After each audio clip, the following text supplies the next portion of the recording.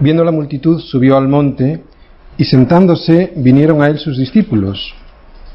Y abriendo su boca les enseñaba diciendo: Bienaventurados los pobres en espíritu, porque de ellos es el reino de los cielos. Bienaventurados los que lloran, porque ellos recibirán consolación. Bienaventurados los mansos, porque ellos recibirán la tierra por heredad. Bienaventurados los que tienen hambre y sed de justicia, porque ellos serán saciados. Bienaventurados los misericordiosos, porque ellos alcanzarán misericordia. Bienaventurados los de limpio corazón, porque ellos verán a Dios. Bienaventurados los pacificadores, porque ellos serán llamados hijos de Dios. Bienaventurados los que padecen persecución por causa de la justicia, porque de ellos es el reino de los cielos. Bienaventurados sois cuando por mi causa os vituperen y os persigan y digan toda clase de mal contra vosotros, mintiendo. Gozaos y alegraos, porque vuestro galardón es grande en los cielos, porque así persiguieron a los profetas que fueron antes de vosotros. Este domingo vamos a hablar de las bienaventuranzas. Empezamos una nueva serie. El domingo pasado terminamos Juan, y en Juan 6, si recordáis, después de una enseñanza muy dura por parte del Señor, muchos de sus discípulos le abandonaron. Entonces él, el Señor, se dirigió a los 12, no a los otros discípulos, sino a los 12, y les preguntó: ¿Queréis acaso iros vosotros también? Y le respondió nuestro Pedro. Simón Pedro le dijo: Señor, ¿a quién iremos? Tú tienes palabras de vida eterna, y nosotros hemos creído y conocemos que tú eres el Cristo, el Hijo de Dios viviente. Decíamos que quienes le abandonaron no fueron unos curiosos ni admiradores. Quienes le abandonaron fueron discípulos. Hoy podría ser uno de esos días que escuchemos cosas duras de oír, cosas que nunca nos habríamos planteado y que, como digo, resulten duras de oír. Recordad, estamos ante las bienaventuranzas. Es el anticosmos, o sea, todo lo contrario que el mundo nos ha enseñado, todo lo contrario que el mundo nos ha vendido. Y muchas veces, como cristianos, sinceros pero equivocados, seguimos comprando. ¿Estamos dispuestos, sin prejuicios? Empezamos. Características generales de las bienaventuranzas. No son cosas para hacer, es el carácter de los cristianos. ¿De acuerdo? Es la primera gran diferencia. Segunda, es el carácter de los cristianos aquí y ahora. No esperes a morirte, no esperes a estar con Él para reflejar este carácter. Para entonces será tarde. Tercera característica general de todas las bienaventuranzas, en realidad de todo el Sermón del Monte, porque las bienaventuranzas son el inicio del Sermón del Monte. Todos los cristianos, todos, han de ser así. No es la simple descripción de algunos cristianos excepcionales. Jesús no dice que va a describir el carácter de algunos cristianos, de algunos seres extraordinarios de este mundo. Describe a cada uno de sus discípulos. Los católicos han dividido a los cristianos en dos tipos de creyentes: los religiosos y los laicos, los cristianos excepcionales y los cristianos ordinarios. Esta descripción o esta división es antibíblica y ha sido terriblemente perniciosa. Cuarta, todos los cristianos han de manifestar todas las bienaventuranzas. O sea, que no se trata de que unos reflejen una o algunas y otros otra u otras. El hecho de que a algunos cristianos se nos manifiesten más unas características que otras es producto del pecado, de nuestra imperfección todavía en el camino en el que estamos. Cuando los cristianos recibamos nuestro cuerpo glorificado, sí, entonces nuestras características reflejarán plenamente todas estas bienaventuranzas. Quinta, que se den o no se den no depende de la biología, es una cuestión espiritual. No se trata de que una persona tenga una tendencia natural a ser manso. Eso sería injusto porque basaríamos las bienaventuranzas en una cuestión biológica, en la herencia biológica. Algo así como ser alto o moreno, y eso sería algo que no dependiera de nosotros.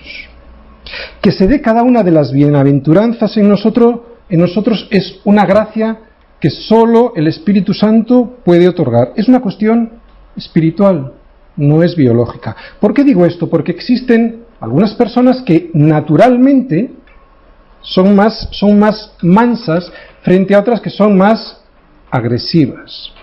Algunas personas somos más nerviosos que otros que son más tranquilos, de una manera natural. Con otras palabras, hay personas que parecen pobres en espíritu, pero cuando les preguntas con respecto a Cristo son terriblemente orgullosos porque no quieren reconocer la obra expiatoria del Señor en la cruz y no se reconocen pecadores. Aunque parezcan muy buenas personas, sin Cristo no son nada. Estas características naturales no son las que Jesús nos está describiendo.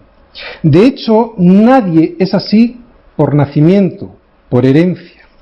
Este carácter que nos describen las bienaventuranzas solo se consigue cuando una persona es regenerada por el Espíritu Santo, cuando es nacida de nuevo. Esta obra regeneradora del Espíritu Santo es el verdadero milagro del Evangelio. Todos hemos visto gente que por naturaleza es muy orgullosa, yo el primero, que por naturaleza es muy orgullosa y que sin embargo han reconocido su miseria espiritual, han reconocido que toda su vida ha sido un desastre por ir en sus fuerzas. Y también hemos visto otras personas que aparentemente de una manera más natural piensan que pueden presentarse delante de Dios pues porque son buenos, ¿no? Sin necesidad de, como dice la Escritura, de humillarse delante del Señor. Este tipo de personas genéticamente, aparentemente mansas, se presentarán delante de Dios algún día diciéndole: no sé para qué enviaste a morir a tu hijo, ha sido una tontería, fíjate yo solito me bastaba para acceder a tu presencia, para acceder delante de un Dios santo. No es una cuestión biológica. ¿Qué nos dicen las bienaventuranzas? Que nuestro carácter es completamente diferente al carácter que se manifiesta en el mundo. Yo he visto a muchos cristianos que dicen que lo mejor que pueden hacer los cristianos, que lo mejor que podemos hacer los cristianos para que la gente acepte a Cristo es vestir como ellos, vestir como el mundo, hablar como ellos. Pero con todo esto lo que terminas haciendo es pensando como ellos y sintiendo como ellos. Yo creo que de lo que precisamente se sorprenden y se admiran los incrédulos es de que no somos para nada como ellos. Y si no cambian es porque no quieren abandonar su pecado, aunque reconozcan muy íntimamente o de una manera inconsciente de que ese pecado les lleva al desastre. Cuando la Iglesia se acerca al mundo, no para influir en el mundo, sino para ser aceptada por el mundo, es cuando se termina convirtiendo en el mundo. Ya no hay luz, ya no hay sal. Y lo peor es que no solo consigue que no llenen los bancos de las iglesias, sino que incluso los miembros de esas iglesias se terminan yendo al mundo. Somos atractivos porque somos diferentes. El cristiano y el no cristiano no se parecen en nada, ni en lo que piensan, ni en lo que buscan, ni en lo que desean, ni en lo que sienten. Si no, mira las bienaventuranzas, ¿no? ¿Qué anhela un cristiano? Ser pobre en espíritu. ¿Qué anhela un no cristiano? Ser cada día más influyente en el mundo y que nadie le considere un pobre en ningún sentido. Eso de humillarse delante de los demás, ni siquiera humillarse delante de Dios, es para tontos. ¿Qué busca un cristiano? La justicia. La justicia que es en Cristo Jesús. ¿Qué busca un no cristiano? Pues salirse con la suya. Nada que ver con la justicia de Dios. ¿En qué confía un cristiano? En Dios. Y en lo que Él ya hizo en la cruz por nosotros. ¿Y en qué confía un no cristiano? Pues en él mismo, en sus propias fuerzas, en su propia capacidad. Todo lo contrario que un cristiano que reconoce sus limitaciones y que no confía para nada en su carne. Somos diferentes y vivimos para mundos diferentes. Si eres cristiano y pretendes vivir para este mundo y no para el reino de Dios, una de dos. O eres de ellos, o vivirás una esquizofrenia que te llevará al mundo y lejos de Dios. Os dije al principio que hoy hablaríamos de cosas, de palabras, de conceptos duros de oír, y ahí van preguntas duras. Para todos. Para mí el primero. ¿Pertenecemos a este reino del que nos hablan las bienaventuranzas? ¿Nos gobierna Cristo? ¿Es Él nuestro Rey y nuestro Señor? ¿Manifestamos estas cualidades en la vida diaria? ¿Anhelamos que sea así? ¿Entendemos y comprendemos que debe de ser así? ¿Somos realmente bienaventurados, felices, afortunados? ¿Hemos sido llenados, no con las cosas del mundo, sino con el Espíritu Santo? ¿Somos felices? ¿Tenemos la paz?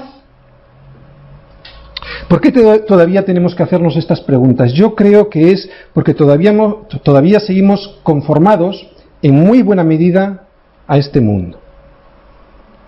Antes de entrar en las bienaventuranzas, yo quiero un examen previo de todos nosotros, porque pretendo sacarle el máximo partido a las bienaventuranzas. Pretendo que no las interpretemos según el concepto que el mundo nos vende, según los valores de este mundo, sino quiero que las interpretemos según el Espíritu de Dios. Y para eso necesitamos estar libres de la cosmética del cosmos. Cosmética viene de cosmos, de apariencia. 8 bienaventuranzas, 8 puertas, 8 llaves necesarias para entrar en el reino. Si no entramos por la primera puerta, no podremos salir por la última. Os voy a dar algunos ejemplos. Bienaventurados los que lloran. Es llorar por el pecado. No podremos llorar por el pecado si previamente no hemos sido pobres en espíritu. Otro ejemplo, bienaventurados los pacificadores. No estamos hablando de los pacifistas, ¿sí? Estamos hablando de los pacificadores. No podremos ser pacificadores si no hemos recibido la reconciliación con Dios. ¿Cuál es nuestro ministerio, el de todos como cristianos? El ministerio de la reconciliación. ¿De quién? De los hombres con Dios. Eso es ser pacificadores. Ya entraremos más adelante. Pero eso es ser pacificadores. Nuestro ministerio es ese, el de la pacificación, no de entre nosotros, sino de los hombres con Dios. Bueno, ¿cómo vamos a ser pacificadores si no hemos recibido la reconciliación con Dios? La que nos habla Romanos 5.1. Justificados pues por la fe, tenemos paz para con Dios por medio de nuestro Señor Jesucristo. Otro ejemplo, bienaventurados los misericordiosos. ¿Qué crees que significa? Lo que no significa es lo siguiente, que por darle a alguien una limosna, por mitigar el sufrimiento material y temporal de alguien, ya estamos cumpliendo esta característica del carácter cristiano. No digo que no haya que hacer esto, pero esto no es ser misericordioso. Lo que sí significa es que no le damos al otro lo que se merece. Le eximimos de toda culpa gratuitamente. Sufrimos el agravio y le dejamos libre de toda culpa. Eso es lo que hizo Dios con nosotros. ¿Tú crees que este tipo de misericordia es posible si primero no has recibido esa misericordia de Dios? Y para recibirla primero tendremos que ser, lo que vamos a ver hoy, la primera bienaventuranza, lo primero que tendremos que ser es ser pobres en espíritu. Para los más jovencitos, bueno, para todos, pero ellos lo van a entender mejor así. ¿Crees que es más difícil dar una limosna o dejar libre de toda culpa al que te ha hecho daño, mucho daño? ¿Crees que es fácil no pagarle con la misma moneda pudiendo hacerlo? 8 bienaventuranzas, 8 puertas, 8 llaves para llegar a este final. Versículos 11 y 12. Bienaventurados sois cuando por mi causa os vituperen y os persigan y digan toda clase de mal contra vosotros, mintiendo. Gozaos y alegraos porque vuestro galardón es grande en los cielos. ¿Quién puede vivir esto? Nadie que no haya sido regenerado por el Espíritu Santo, nadie que no haya entrado primero por la primera puerta. Todo en las bienaventuranzas es lo contrario a lo que el mundo nos diría. Es lo contrario a lo que el mundo nos vende. Nadie te ofrecería ser pobre en ninguna de sus variantes, sino acumular las mayores riquezas posibles, las mayores oportunidades de tu trabajo, etcétera, las mayores alabanzas de las personas que puedas obtener. Nadie te ofrecería llorar, sino ser lo más feliz posible, huyendo de todo dolor y sufrimiento. A nadie se le ocurriría decirte que gracias a la persecución estarías gozoso y alegre. Los cristianos conocemos y entendemos bastante bien lo que nos dice en Romanos 12:2. No os conforméis a este siglo, sino transformaos, ¿no?, por medio de la renovación de vuestro entendimiento. ¿Para qué? Para que comprobéis cuál es la buena voluntad de Dios, agradable y perfecta. Pero hay veces que el sistema de valores de este mundo está tan arraigado en nosotros y en la Iglesia, que ciertos valores equivocados no los vemos como tales y pensamos que no son perjudiciales y que podemos seguir con ellos en nuestra forma de vivir sin que ello afecte a nuestro caminar con Cristo. Os voy a poner un ejemplo. El domingo pasado vimos el vídeo del trono y vimos cómo nos cuesta dejar el sitio del trono al Señor. ¿Sabéis por qué nos cuesta tanto? ¿Sabéis por qué en realidad siempre estamos sentados nosotros en ese trono? ¿Os gustaría saber por qué nos pasa esto a los que le dijimos una vez al Señor que nosotros seríamos sus siervos? Porque seguimos en muy buena medida conformados a este siglo. Mirad, en el siglo I sabían muy bien lo que significaba llamar al Señor Jesús, llamarle Señor. Entendían muy bien lo que significaba la palabra siervo, doulos, esclavo. Pero en el siglo XX las mujeres y los hombres del siglo XX, y ahora ya bien entrado el siglo XXI, nos cuesta poner en práctica lo que significa el servicio. Porque todos nacimos en un sistema de libertades, o buena parte de nuestra vida está en un sistema de libertades que nos ha enseñado y animado a que seamos libres. Y eso lo tenemos bien introducido en nuestro código de pensamiento. De manera que cuando alguien nos dice o nos sugiere que seamos esclavos de alguien, eso produce en nosotros inmediatamente un rechazo. Pero nosotros sabemos que en Romanos 6:16 nos dice Pablo que o somos esclavos del pecado para muerte, o somos esclavos de la justicia, de la obediencia a Cristo para justicia. Los hombres hemos comprado la mentira de la libertad. Un paréntesis. Evidentemente no estoy diciendo aquí que unos hombres sean esclavos de otros. Esto sería una aberración. Esa libertad que ha conseguido el ser humano es una gran conquista, pero enmarcada en sus justos términos. Ahora bien, si con esta libertad te piensas que eres libre, al pasar de los años te darás cuenta que es una gran mentira y que has gastado tus mejores años, en una falacia que te llevará ¿a qué? A la depresión, a comportarte como un tirano con los demás, al desengaño y en algunos casos al suicidio.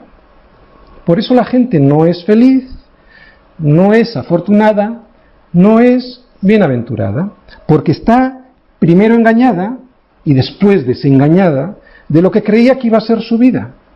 Pocos llegan a entender o a creer lo que Jesús les dice: conoceréis la verdad y la verdad os hará libres. ¿Y cuál es esa verdad? Pues que el único que nos libera de nuestra desastrosa situación es ser siervos de Cristo. Otra vez, Romanos 6:16, o somos esclavos del pecado para muerte, o de la obediencia para justicia. O sea, ¿qué vemos aquí? Que solo tenemos dos posibilidades, ¿verdad? O somos esclavos, o somos esclavos. No le des más vueltas, no hay una tercera vía. O somos esclavos del pecado, sin Cristo, para hacer lo que nos dé la gana, y eso nos lleva a la muerte, o somos esclavos de la obediencia a Cristo. ¿Para qué? Para que Él nos libere y ahora sí, una vez libertados por Cristo, nos haga verdaderamente libres. Entonces, ¿por qué no aceptamos a Cristo como nuestro Señor? ¿Por qué no queremos ser esclavos de Cristo?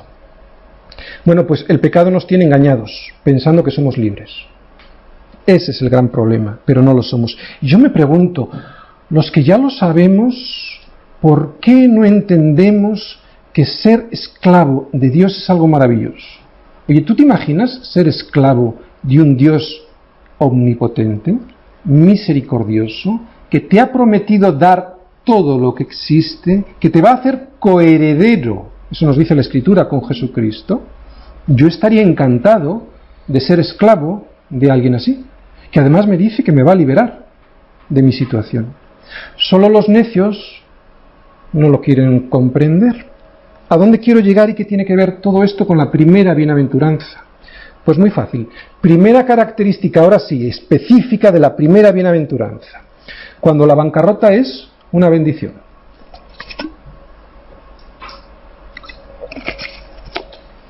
Mirad, siempre la bancarrota espiritual es una bendición cuando el Señor la usa para quebrantarte, para demostrarte que sin Él es imposible ser libre de verdad. La bancarrota la vimos en Juan 21 con Pedro, ¿verdad? El domingo pasado.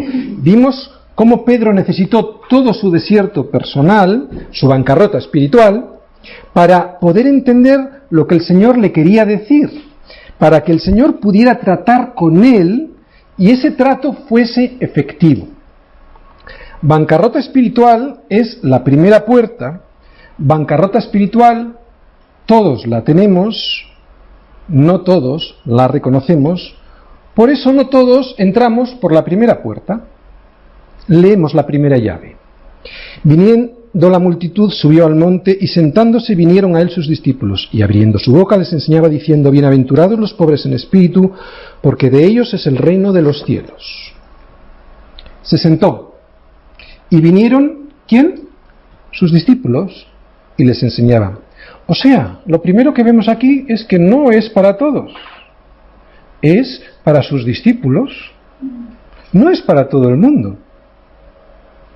Bienaventurados. ¿Qué quiere decir esto? Macarios, si alguien lo quiere buscar en la concordancia Strong, sería la palabra 3107. Alegres, supremamente bendecidos, gozosos, afortunados. Si dependiera de nosotros, Mateo 5.3, ¿cómo lo hubiéramos escrito? Bienaventurados los que tienen dinero, bienaventurados los que tienen títulos universitarios, bienaventurados los que son hermosos, bienaventurados son los que tienen poder e inteligencia, bienaventurados los que tienen la fama. Pero Jesús no se enfoca en lo que tenemos, sino que se enfoca en lo que somos. O sea, que seremos afortunados delante de Dios no por lo que tenemos, sino por lo que somos. Porque los que tienen estas cosas que hemos dicho ahora del mundo, o sea, fama, títulos universitarios, dinero, para estos será el reino de este siglo, pero no el reino de los cielos. El reino de los cielos, ¿para quién es? Nos lo dice, para los pobres en espíritu. Por lo tanto, para acceder a lo que Cristo quiere hacer en nuestras vidas, la primera llave es ser pobres en espíritu. Estamos empezando, ¿eh? Espero que no os durmáis. Pobre, ptojos, mendigo, pordiosero, alguien que depende absolutamente de otro alguien para vivir. En Europa no entendemos muy bien qué es un ptojos. Tendríamos que salir de Europa para ver un verdadero ptojos.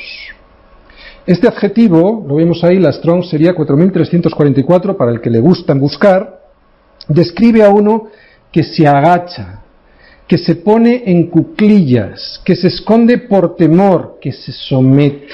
Por lo tanto, empezamos a entender qué es un pobre espiritual. Aquel que depende desesperadamente de Dios para vivir. No confía ya en sí mismo, ni en sus posibilidades, ni en la carne. no confía nada más que en Dios para poder vivir. Sin Dios estaría en la más absoluta bancarrota. Sin Dios es un mendigo extremo, un pordiosero. Esto es lo opuesto a la independencia que quiere el hombre de sí mismo.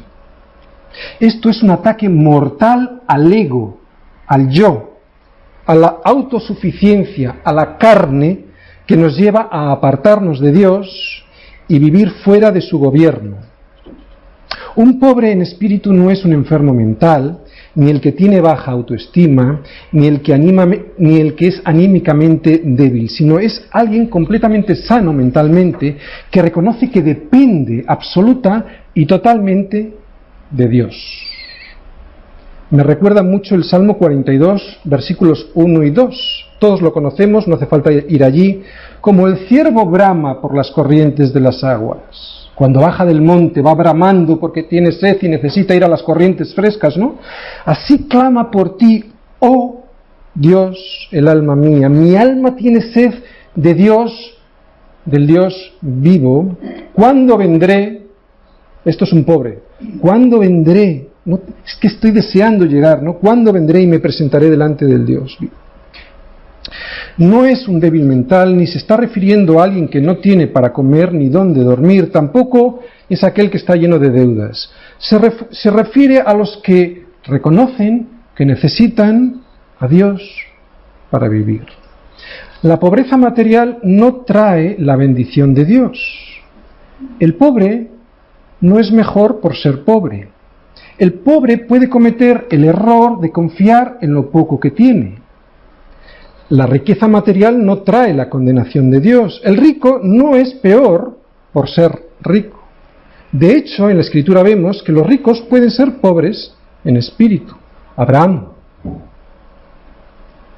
Salomón, Job. ¿Qué nos decía Pablo?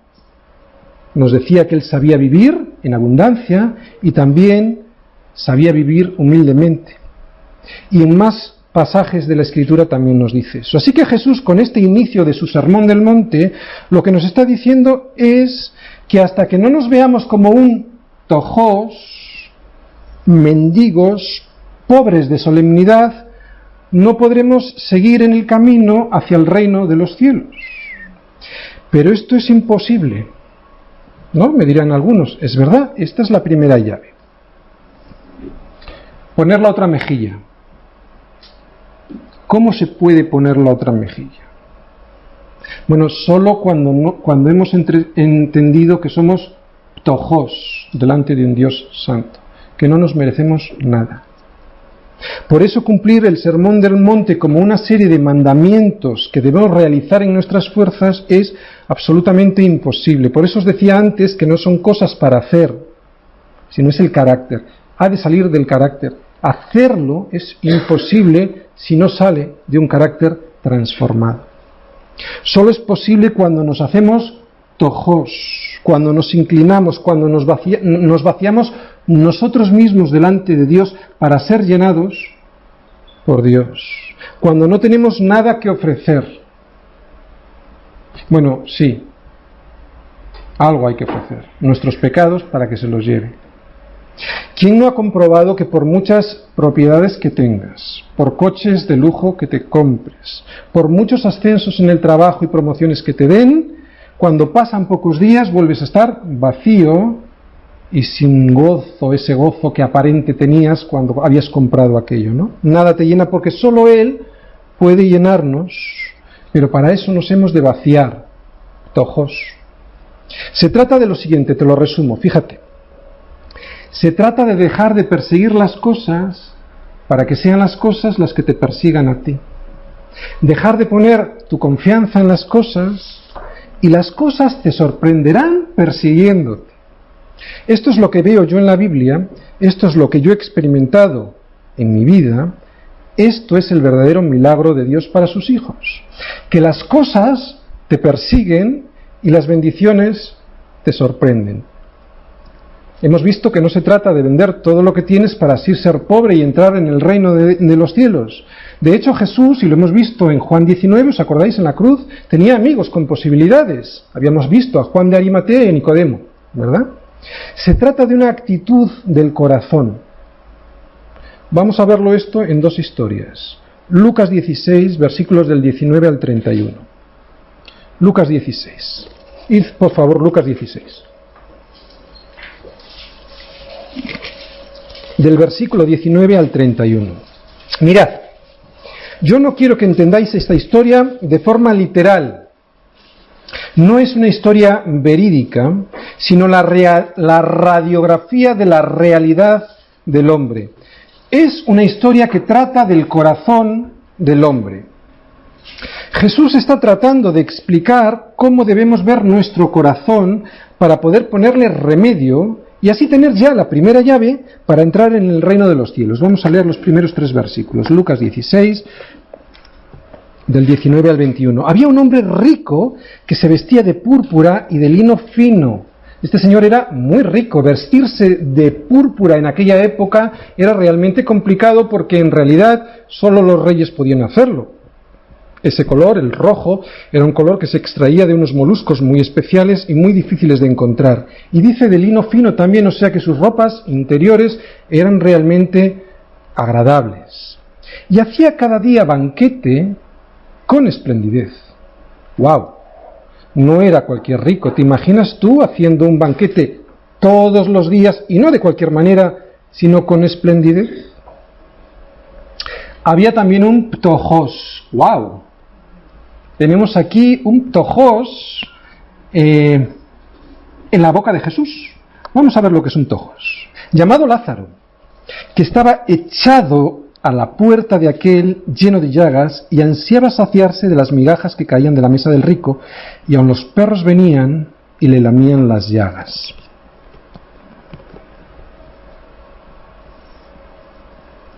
Ahora tenemos un retrato completo por boca de Jesús de lo que es un ptojos. Hasta que no lleguemos a vernos así, en esta deplorable condición, no obtendremos la primera llave. Si en este momento todavía tienes alguna justificación para creer que tienes algo en ti que merezca la pena, bueno, yo no me comporto bien en esto, pero en esto soy excelente, no eres un ptojos. Mira lo que Dios dice de nuestras obras y justicias. Isaías 64:6. Apuntadlo, no id, porque tenemos poco tiempo. Todos lo conocemos. Dice, fíjate lo que dice, lo que piensa el Señor, lo que piensa Dios de tus obras. Todos nosotros somos como suciedad.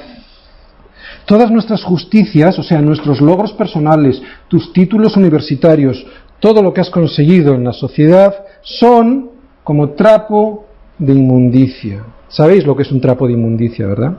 Es un trapo lleno de suciedad de la menstruación de las mujeres. Es eso. Eso es lo que quiere decir Isaías. Antes te dije que serían palabras duras de oír, pero están llenas de misericordia, porque nos da la oportunidad de ver cómo está nuestro corazón, de ver lo que somos sin Cristo, como trapo de inmundicia. Vómito le producimos al Señor, los que no estamos revestidos por su sangre. Perdón, los que no están revestidos por su sangre. ¿Crees que puedes presentarte delante de un Dios santo con tus justicias? Necesitamos vaciarnos para que Él nos llene. Y entonces, cuando Él nos llene de sus justicias, entonces no seremos a sus ojos un ptojos lleno de llagas. Si todavía encontramos justificaciones a nuestro comportamiento, si creemos que todavía tenemos algo en nuestra vida que merezca la pena, entonces, mi hermano, no encajas con el retrato de Lázaro. Vamos a volver a leer, lo tenemos aquí, los versículos 20 y 21. Dice, Lázaro estaba echado. ¿Estás tirado por el suelo? ¿O te ves así, me refiero? ¿Tu corazón? ¿Lleno de llagas? ¿ansías saciarte de las migajas que caen de la mesa del rico? Y aun los perros venían y le lamían las llagas. Porque esta es la definición de un ptojos. Esta es la radiografía de nuestro corazón. Pero no todo el mundo quiere ir al radiólogo para hacérsela, y cuando algunos se la hacen, no quieren escuchar el diagnóstico. Ptojos. Seguimos leyendo en Lucas 16, versículos del 22 al 31. Dice: aconteció que murió el mendigo y fue llevado por los ángeles al seno de Abraham. Y murió también el rico y fue sepultado. Bueno, resulta que el rico sí que tuvo una sepultura, le hicieron un funeral. Al pobre probablemente ni eso, por lo menos no viene reflejado en la Escritura. Versículo 23. Y en el Hades alzó sus ojos, estando en tormentos, y vio de lejos a Abraham y Lázaro en su seno. Entonces él, dando voces, dijo: Padre Abraham, ten misericordia de mí y envía a Lázaro para que moje la punta de su dedo en agua y refresque mi lengua, porque estoy atormentado en esta llama. Pero Abraham le dijo: Hijo, acuérdate que recibiste tus bienes en vida y Lázaro también males, pero ahora éste es consolado aquí y tú atormentado. Además de todo esto, una gran sima está puesta entre nosotros y vosotros, de manera que los que quisieran pasar de aquí a vosotros no pueden, ni de allá para acá. Entonces le dijo: Te ruego pues, Padre, que le envíes a la casa de mi padre, porque tengo 5 hermanos, para que testifique, a fin de que no vengan ellos también a este lugar de tormento. Y Abraham le dijo: A Moisés y a los profetas tienen, óiganlos. Entonces él dijo: No, Padre Abraham, pero si alguno fuere a ellos de entre los muertos, se arrepentirán. Esto a que nos suena, ¿no? Mas Abraham le dijo: Si no oyeren a Moisés y a los profetas, tampoco se persuadirán, aunque alguno se levantare de los muertos. Repetimos, no se trata de la condición económica del rico, sino de su corazón. Este rico se vestía de púrpura y lino fino, y hacía banquetes diarios. O sea que su problema no era tanto tener dinero, sino la ostentación y cómo dedicaba sus recursos. Era ostentoso y egoísta porque nos dice que todos los días, al salir por la puerta de su casa, veía a este pobre. O sea, no lo había visto una vez y no había tenido misericordia. Era todos los días y su corazón no cambiaba. Por lo tanto, y esto es lo que yo creo que nos quiere enseñar el Señor, todos los días Dios le estaba dando la oportunidad para que reconociera cómo estaba su corazón. Todos los días le estaba haciendo una radiografía y este hombre no quería mirar esa radiografía. Todos los días Dios le estaba regalándole la posibilidad de arreglar su corazón. Otra cosa antes de terminar Lucas 16. Este regalo que Dios tiene para transformar nuestro corazón siempre está más cerca de lo que imaginamos. No necesitamos irnos al África. Muchas veces está a la puerta de casa y a veces incluso dentro de casa. Segunda característica. Estamos viendo la primera bienaventuranza. Hemos visto la primera característica, la bancarrota. La segunda característica, el quebrantamiento. Decíamos antes que íbamos a leer 2 historias. Vamos por la segunda. En Hechos 9, versículos del 3 al 5. Es la conversión de Pablo. Hechos 9, versículos del 3 al 5.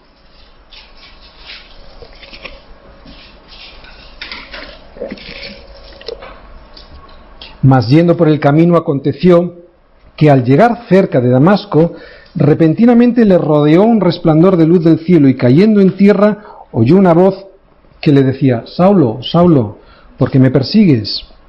Él dijo: ¿Quién eres, Señor? Y le dijo: Yo soy Jesús, a quien tú persigues.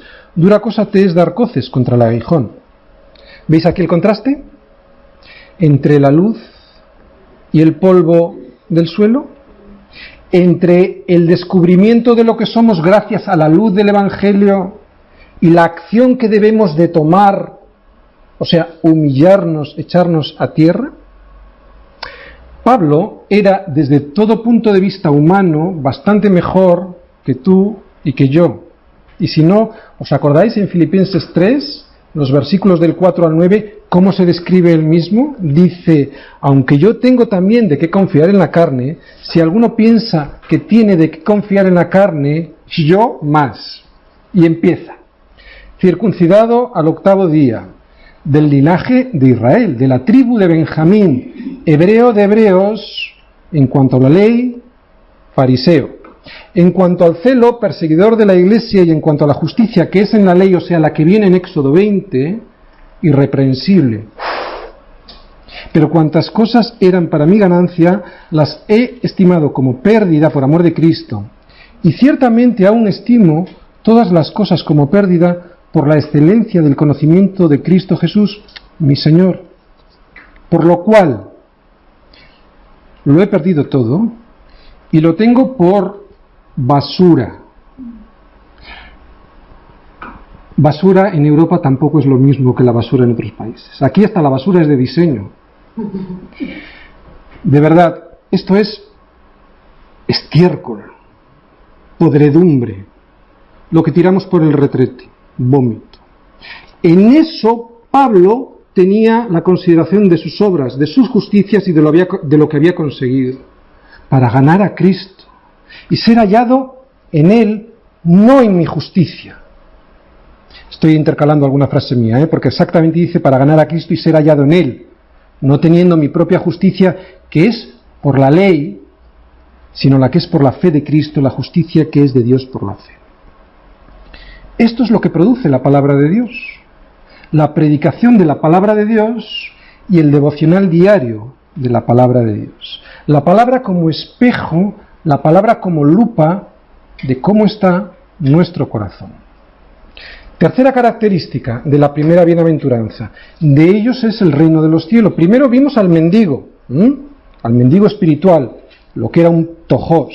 Luego hemos visto el quebrantamiento, y lo hemos visto en Hechos con la conversión de Pablo. Y ahora vimos el regalo de esta bienaventuranza, el reino de los cielos. Isaías 57:15, grabaros bien este versículo. Isaías 57:15. Porque así dijo el alto y sublime, el que habita la eternidad, y cuyo nombre es el Santo. 2 puntos. Yo, el Señor, habito en la altura y la santidad, y con el quebrantado y humilde de espíritu, para hacer vivir el espíritu de los humildes y para vivificar el corazón de los quebrantados. El cielo, la luz y el polvo de la tierra. ¡Wow! ¿Dónde habita Dios? En 2 sitios. Primero, en la altura y la santidad. Y allí nosotros, de momento, no podemos entrar. Y 2, habita con el ptojos. Este es el regalo. Este es el regalo. Y ahora, no para cuando te mueras. Qué paradoja, ¿no? La altura del cielo y cerca del suelo. Ahí es donde habita, con el quebrantado. Si esta tarde solo te has visto como un pobre cualquiera, no tendrás acceso a la primera llave. Pero si te has visto como un ptojos, como un mendigo, como alguien que no merece absolutamente nada, entonces no te dará vergüenza extender tu mano y pedir misericordia para obtener la primera llave. Si te ves como un ptojos, irás corriendo a beber de las aguas gratuitas de Cristo, como nos dice en Isaías 55:1. A todos los sedientos. 2 puntos. Venid a las aguas, y los que no tienen dinero, venid, comprad y comed. Venid, comprad sin dinero y sin precio vino y leche.